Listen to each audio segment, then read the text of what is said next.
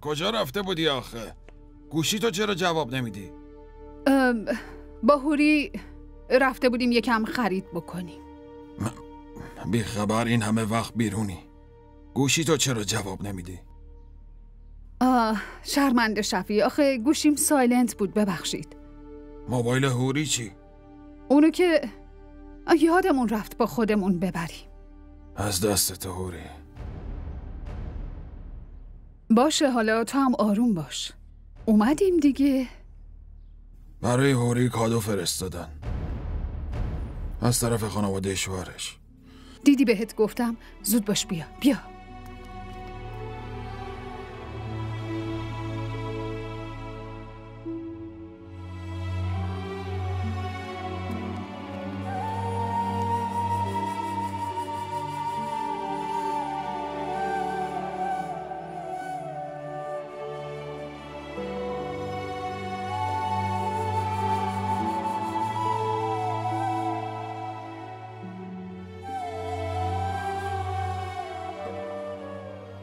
خانم، ما نه ایشونو میشناسیم و نه از عقدشون با جمال خبر داریم.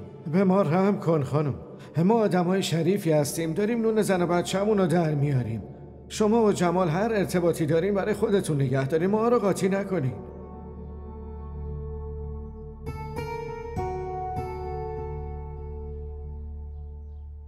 اگه بخوای بیشتر از این آبروریزی را بندازی، اول باباتو با یه تیر خلاص میکنم هوری، بعدشم خودمو.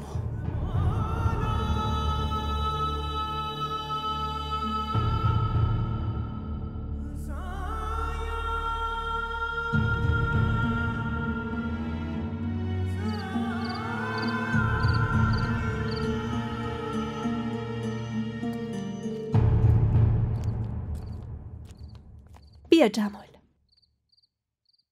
من برات سوپ پختم.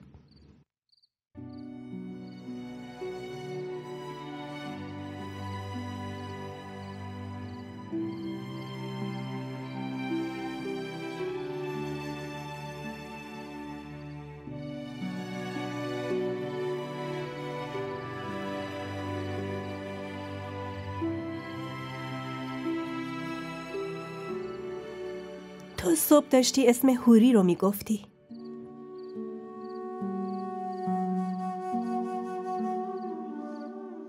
یادت اومد کیه؟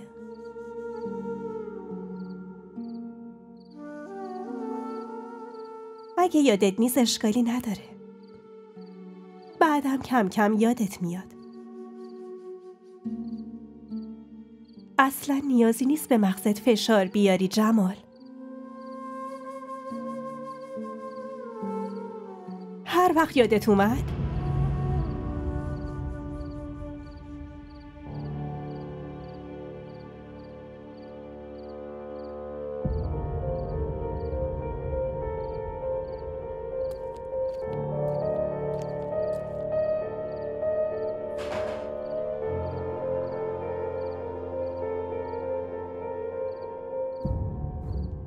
برای چی سوپتو نمیخوری؟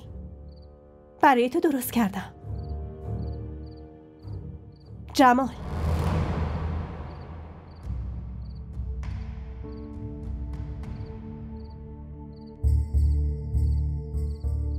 خب باشه، اینجا بشین، من برم داروهاتو برات بیارم.